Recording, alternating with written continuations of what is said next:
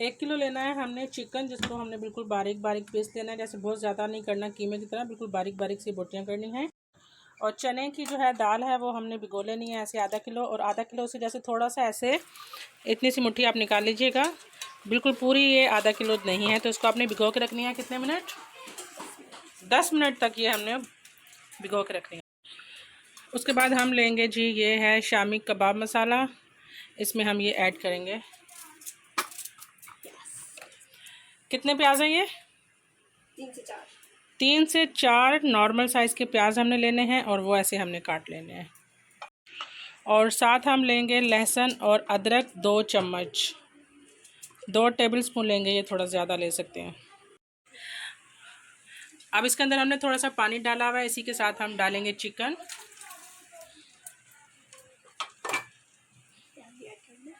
और डालेंगे प्याज 4 जो हमने बारीक बारीक काटे थे, उसके साथ है ये वाली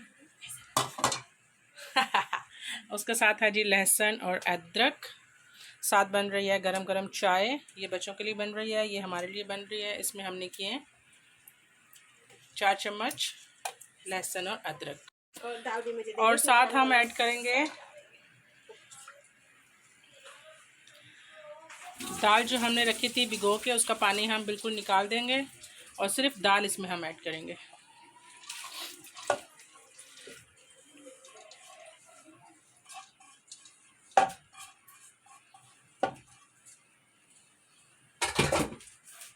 और साथ ही हम इसमें जो कौरमा मसाला था वो सारा इसमें डाल देंगे, 1 किलो का।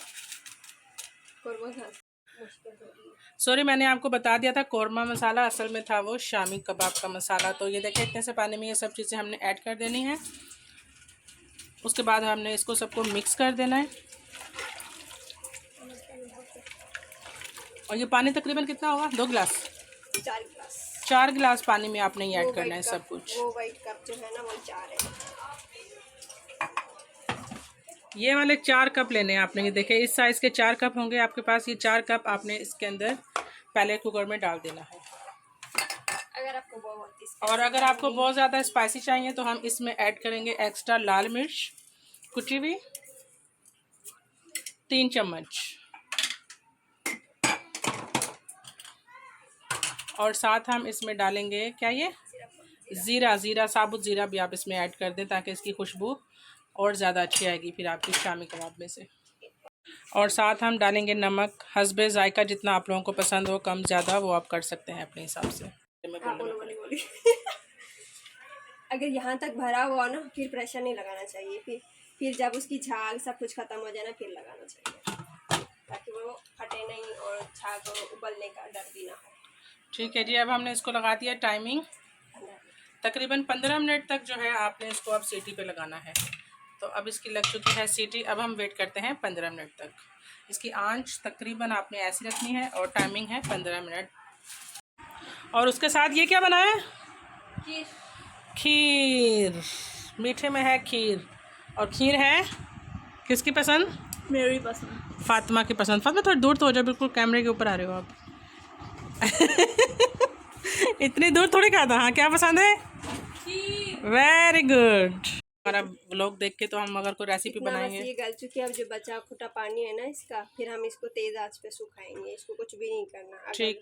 फिर आपके पास ब्लेंडर है तो आप ब्लेंड कर देना जब ये ठंडी हो जाए। नहीं तो फिर वो जो घोटना होता है ना, जब ये बिल्कुल पानी खुश्क हो जाए तो फिर घोटने से घोट लेना। ओके, ये इतना पानी, इसको बिल्कुल तेज आंच पे इसको सुखाना है।